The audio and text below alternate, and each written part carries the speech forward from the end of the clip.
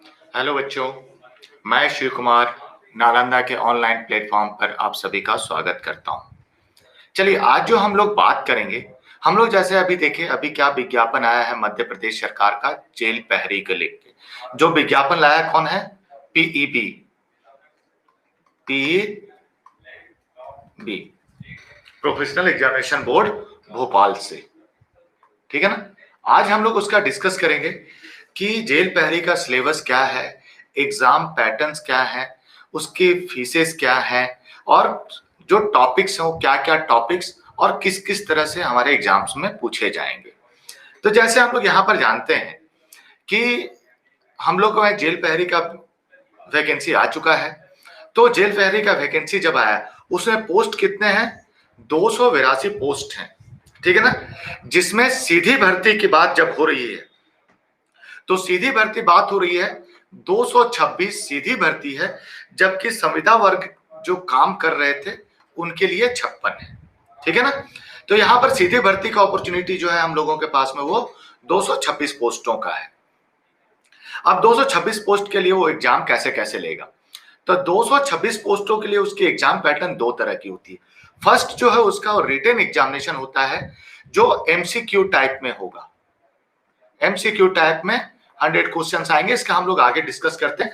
फिर उसके बाद जब आप उसमें क्वालिफाई करते हैं, उसमें क्वालिफाई का मतलब है कि जितने पद हैं उसके 10 गुना, उनका 10 गुना का सिलेक्शन वहां वो करेगा और उनको फिर वो कॉल करेगा, उनको वो जानकारी देगा मोबाइल के माध्यम से, डाकघरों के माध्यम से वो उनको जानकारी प्रोवाइड करेगा।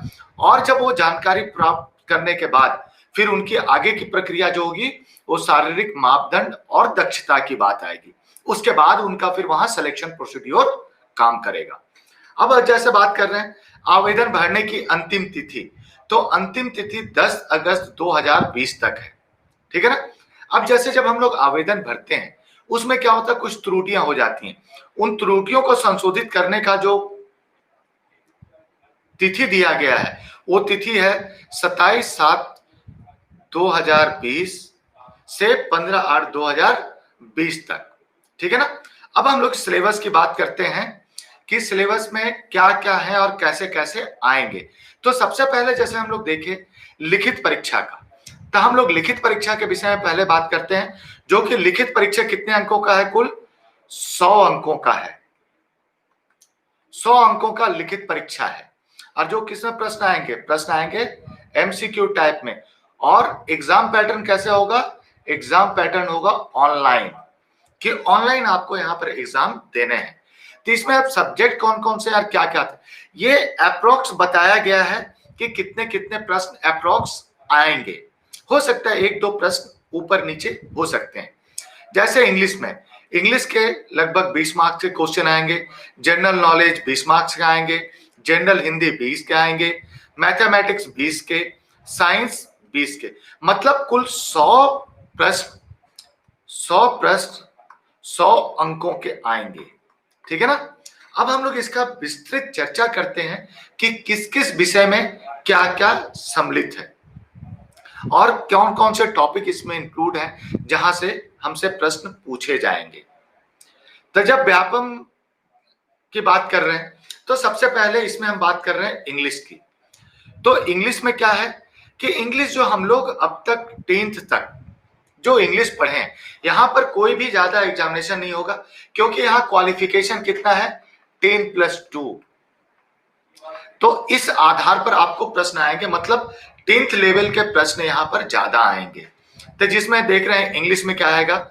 Active and passive voice, antonyms, comprehension, direct indirect speech, fill in the blanks में उसमें आर्टिकल, प्रीपोजिशन, ये सभी आ जाएगा। आइडियम्स एंड फ्रेजेस, मतलब जिसको हिंदी में हम लोग कहावतें और मुहावरे कहते हैं। वन वर्ड सब्स्टिट्यूशन, मतलब हम लोग हिंदी में जिसको कहते हैं अनेकार्थी का अनेक शब्दों का एक शब्द वाली बात है। उस तरह साइनोमियस है, काल है, ट्रांसफॉर्मेशन ऑफ सेंटेंस है कि सेंटेंस को कैसे हम रूपांतरित करेंगे, वोकैबुलरी है। तो ये सभी जो आ रहे हैं ये सभी हमारे किस में है? इंग्लिश में। अब इतना आपको पढ़ना है किस लेवल पे? 10th लेवल पे। आर्टिकल, प्रीपोजिशन, ये सभी यहाँ पर होंगे, नाउन, प्रोनाउन, इसको आपको यहाँ पर करना है। नेक्स्ट जेल पहरी सिलेबस में साइंस में, तो फिर साइंस वही बात बताया, तीन हम लोग का साइंस का हम लोग तीन भाग क्या जानते हैं, बायो, फिजिक्स और केमिस्ट्री। लेकिन यहां क्या किया है इसने इन्वायरमेंट को भी यहां पर वो साइंस में जोड़ लिया। मतलब इन्वायरमेंटल इशू जो हैं वो साइंस से रिलेटेड, मतलब किस पर्यावरण को प्रदूषित करने में किन किन तंत्रों का योगदान है, पर्यावरण को शुद्ध करने में कौन कौन से वैज्ञानिकी उपकरणों का प्रयोग किया जाता है, उसी तरह से मानव शरीर की संरचना, केमिस्ट्री में हम लोग देखेंगे बायोकेमिकल्स में केमिकल्स रिएक्शंस कैसे होते हैं, फिजिक्स में देखेंगे ताप, विद्युत, गति, ये सभी को हम लोग फिजिक्स में देखेंगे। नेक्स्ट आ गया जनरल नॉलेज। देखिए जनरल नॉलेज का टॉपिक बहुत बड़ा दिया हुआ है, ठीक है ना। तो जनरल नॉलेज का टॉपिक में क्या है कि current affairs national and international दोनों, ठीक है ना, कि करंट अफेयर जो हम लोग पढ़ते हैं, तो करंट अफेयर में क्या पढ़ते हैं हम लोग, केवल राष्ट्रीय स्तर पे, राष्ट्रीय और अंतरराष्ट्रीय दोनों स्तर पर करंट इशू पढ़ने पड़ेंगे। फिर देखो एनवायरमेंटल इशू, तो हम लोग साइंस में भी देखे और यहां भी देख रहे हैं। तो यहां क्या हो रहा है, दोनों तरह से राष्ट्रीय और अंतरराष्ट्रीय स्तर पे दोनों को देखना होगा। कि अब जैसे हम लोग बोलेंगे कि पर्यावरण दिवस कब मनाया जाता है, पर्यावरण सुरक्षा दिवस कब मनाया जाता है, पर्यावरण और परिस्थिति उसके जनक कौन है, पर्यावरण की अवस्थाएं कितनी होती हैं, वायु प्रदूषण का प्रमुख कारक कौन सा है, वो सभी हम लोग करेंगे।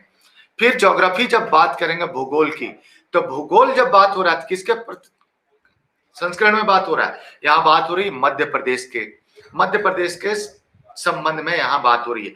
इतिहास, तो इतिहास दोनों ही पढ़ना है, क्या, भारत और विश्व दोनों का इतिहास। अब भारत के इतिहास का जब हम लोग बात करते हैं तो हम लोग क्या करते हैं, एंशिएंट, मिडेबल और मॉडर्न, ये तीनों हम लोग को पढ़ना है। साथ में हम लोग को क्या पढ़ना है, विश्व का भूगोल भी। इंडियन कॉन्स्टिट्यूशन मतलब संविधान के विषय में आपको जानना है कि जैसे आप जेल पहरी जा रहे हैं बनने, तो उसमें आपको यह जानना पड़ेगा कौन कौन से संविधान के कौन कौन से अनुच्छेद में क्या व्याख्या दी गई है, उसको आपको यहाँ पढ़ना पड़ेगा। फिर इंडियन ज्योग्राफी, यहाँ ज्योग्राफी पढ़े मध्य प्रदेश के संदर्भ में, अब यहाँ पढ़ेंगे पूरे भारत के संदर्भ में। फिर इंडियन पॉलिटी, यहाँ की राजनीति, राज्य व्यवस्था की ढांचा, उसके बारे में। साइंस एंड टेक्नोलॉजी, ठीक है ना। जनरल नॉलेज, साइंस की एक अलग बात होगी, यहाँ एक जनरल कॉन्सेप्ट जो है साइंस से संबंधित। और फिर आएगा इंडियन इकोनॉमी, ठीक है ना, भारतीय अर्थव्यवस्था। तो ये सभी टॉपिक्स कहाँ आ गए, जनरल नॉलेज में। फिर एमपी व्यापम का सिलेबस में जब हम लोग बात करते हैं, मैथ्स इंपॉर्टेंट, क्योंकि देखो जब हम लोग यहाँ पर टॉपिक में बात किए तो हम लोग क्या देख रहे हैं कि मैथ्स का और हिंदी का वेटेज काफी अधिक है, ठीक है ना। मैथ्स, हिंदी और साइंस, इनका वेटेज काफी अधिक है, क्योंकि एवरेज 20-20 प्रश्न इन लोगों से पूछे जाते हैं। तो मैथ्स में वही जो हम लोग 10th तक पढ़े, औसत है, डाटा इंटरप्रेशन है, छूट वाली डिस्काउंट वाली बात है, ब्याज हो गई, मेंसुरेशन हो गया, मिक्सचर्स एंड एलिगेशंस हो गया, नंबर सिस्टम हो गया, परसेंटेज हो गए, पाइप्स एंड सिस्टेंस हो गए, प्रॉब्लम्स ऑफ एजेस हो गए, वर्ष वाली। जैसे मान लो जो प्रश्न पूछता है कि जब मैं 1 वर्ष था तो मेरा भाई 4 वर्ष हमसे बड़ा था और वर्तमान में मेरी एज 40 वर्ष है, तो भाई का उम्र कितना होगा, वो यहाँ पर ऐसे पूछेगा। उसके बाद फिर प्रॉफिट एंड लॉस, कि दुकानदार क्या है कि दुकानदार जब 10% लाभ रखकर माल बेचता था तो वो दिन भर में उसके 10 माल सेल हो जाते थे, और जब वो अपना मूल्य घटा दिया, 5% लाभ कर दिया, तो उसके 20% कुल, तो इस आधार पर उसका लाभ का प्रतिशत क्या रहा। फिर ratio and proportion, time and distance, time and work, ये सारे टॉपिक्स आपको मैथ्स में कवर करने हैं। अब अगला जो बात हम लोग का आ गया, सामान्य हिंदी। तो सामान्य हिंदी में क्या हो गया, अनेक शब्दों के लिए एक शब्द, कि जैसे बहुआर्थ, जैसे शब्दों का बहुत ज्यादा था तो उसका एक शब्द आप कैसे लिख सकते हैं, अशुद्ध वाक्यों को शुद्ध रूप में परिवर्तित करना, कहावत एवं लोकोक्तियों के अर्थ, जैसे अकेले चना भाड़ नहीं फोड़ सकता, उसका क्या तात्पर्य हुआ, ठीक है ना। तो इस तरह से आपको यहां पर इन लोकोक्तियों की बात करना हो। किसी वाक्य को अन्य लिंग में, मतलब पुरुषलिंग से स्त्रीलिंग में, स्त्रीलिंग से पुरुषलिंग में आपको यहां कन्वर्ट करनी होगी। फिर क्रिया से भाववाचक संज्ञा में परिवर्तन, तो ये संज्ञा में परिवर्तन वाली बात होगी। बहुवचन, एक वचन को बहुवचन में प्रभावित करना। मुहावरा और उनका अर्थ, मुहावरा वाली जो कहावतें हैं, जो हम लोग मुहावरे पढ़ते हैं कि भैंस आगे बीन बजाए बैठी भैंस पगुराई वाली कहानी है, ये क्या मुहावरा वाली कहावत है, लोकोक्तियां हैं। तो उनका क्या अर्थ होता है। रचना और रचयिता, मतलब किसकी, हिंदी में किसकी पुस्तक किसने लिखी है। हिंदी में जैसे अगर सुभद्रा कुमारी चौहान की बात है तो उनकी पुस्तक कौन सी है, रामरिच बेनीपुरी की रचना क्या है, वो सभी आपको यहाँ करनी होगी। बर्तनी की समान अशुद्धियां, विलोम शब्द कि किसी अर्थ का विलोम, जैसे हम बोले सूक्ष्म, तो सूक्ष्म का विलोम क्या होगा, बृहद होगा। तो उस तरह से आपको यहाँ पर विलोम शब्द, शब्दों के स्त्रीलिंग रूप, तो वही आपको पहले ही बताया क्या है, एक लिंग से दूसरे लिंग में कन्वर्ट करने वाली बात। शब्दों के रूप, संधि विच्छेद, समानार्थी एवं पर्यायवाची शब्द, मतलब उसी का समान अर्थ वाला क्या शब्द होगा और उसका पर्यायवाची शब्द क्या होगा। तो ये जो था हमारा टोटल सिलेबस था जो लिखित था। तो हम लोग यहाँ पर जब लिखित में हम लोग देख रहे हैं, तो लिखित में हम लोग क्या वेटेज देखे, लिखित में हम लोग वेटेज किसका देख लिए, लिखित में, तो लिखित में वेटेज हम लोग देख लिए जनरल साइंस का वेटेज देखे, मैथमेटिक्स का देखे और हिंदी का देखे, इंग्लिश का देखे। तो हम लोग यहाँ जो पढ़ाएंगे, जो जिस सिस्टम से अध्ययन कराएंगे, तो उसका जो तरीका रहेगा, हम लोग को सबसे पहले इन चार जो मेन जिनका वहां वेटेज अधिक है, हम लोग उन विषयों पर फोकस काफी अधिक करेंगे और उसके साथ साथ में हम लोग जो जनरल नॉलेज के विषय हैं उनके विषय में भी हम लोग अध्ययन करते जाएंगे। तो हम लोग का पढ़ाने का तरीका यहाँ होगा कि प्रतिदिन 4 विषयों का अध्ययन आपको कराया जाएगा, जिसमें क्या होगा, जो सब्जेक्ट का वेटेज है उनमें से प्रथम 3 विषयों को उठाया जाएगा और एक विषय आपको लिया जाएगा जो जनरल नॉलेज से रहेगा। तो इस तरह से हम लोग आपको यहाँ पर क्लास प्रोवाइड कराएंगे। तो ये था हमारा जो रिटन एग्जामिनेशन का सिलेबस था, उसकी बात की। अब रिटन एग्जामिनेशन जब आप क्वालिफाई करते हैं तो वो पद का 10 गुना, ठीक है ना। वो क्या करेगा, सबको बुलाएगा, किस किस माध्यम से, वो बुलाएगा आपको डाक के माध्यम से या फिर आपको मोबाइल के माध्यम से या किसी अन्य माध्यम से आप तक वो जानकारी पहुंचाई जाएगी। और वो जब जानकारी पहुंचाई जाएगी तो वो जानकारी के माध्यम से आपको बुलाया जाएगा। जैसे मान लो हम लोगों ने जब बात किया कि 226 पद जो हैं सीधे भर्ती, तो बुलाया इसमें से कितने जाएगा, 2260 व्यक्तियों को सीधे आमंत्रित किया जाएगा। अब उनके लिए किसके जाएगा, उनके लिए क्या जाएगा, शारीरिक मापदंड एवं दक्षता के लिए। तो शारीरिक मापदंड एवं दक्षता की जब बात हो रही है तो सबसे पहले बात होगी आपकी लंबाई की। तो आपकी लंबाई में क्या, पुरुष और महिला वर्ग के लिए अलग अलग है। पुरुष वर्ग के लिए लंबाई की बात आएगी तो 165 सेंटीमीटर और महिला के लिए 158 सेंटीमीटर। अब पुरुषों की बात आती है सीने की, तो सीने की बात होगी नॉर्मल सीना बिना फुलाए हुए, उसकी कितनी होनी चाहिए, 83 सेंटीमीटर, ठीक है ना, 83 सेंटीमीटर। अब जब आप यहां से आप क्वालिफाई कर जाते हैं, देन उसके बाद होगी आपकी दौड़। याद रखिएगा कि जब आपकी शारीरिक मापदंड जब पूरा हो जाएगी, उसके बाद आपका जो अगला स्टेप जो होगा उसमें होगा आपका दौड़। तो दौड़ कितने का होगा, 800 मीटर का दौड़ होगा। तो उस दौड़ में पुरुष को कंप्लीट करना है 2 मिनट 50 सेकेंड में, जबकि महिलाओं को करना है 4 मिनट में। जबकि वही बात हम लोग करें कि इसी में सिर्फ पुरुष और महिला नहीं है, उसमें क्या है, भूतपूर्व सैनिक और होमगार्ड भी हैं। भूतपूर्व सैनिक और होमगार्ड, इनको भी 800 मीटर जो है उनको कितने समय में पूरा करना है?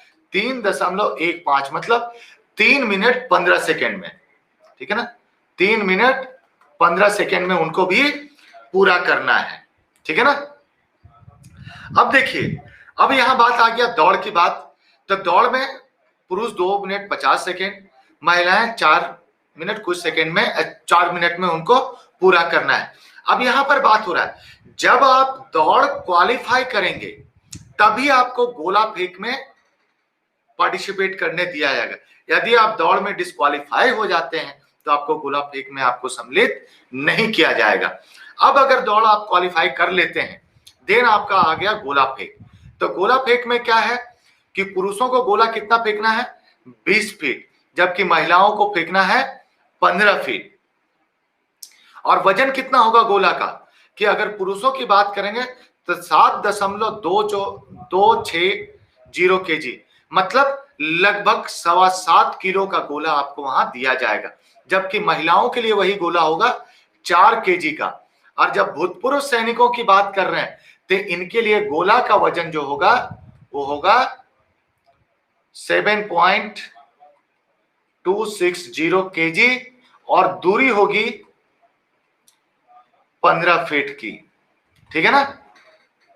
तो पुरुषों के लिए क्या हो गया? 20 फीट, गोला का वजन 7.260 केजी, जबकि महिलाओं के लिए होगी 16 फीट और वजन होगा 4 केजी। लेकिन आप गोला तभी फेंक पाएंगे जब यहां से आप क्वालिफाई करेंगे, मतलब कहां से?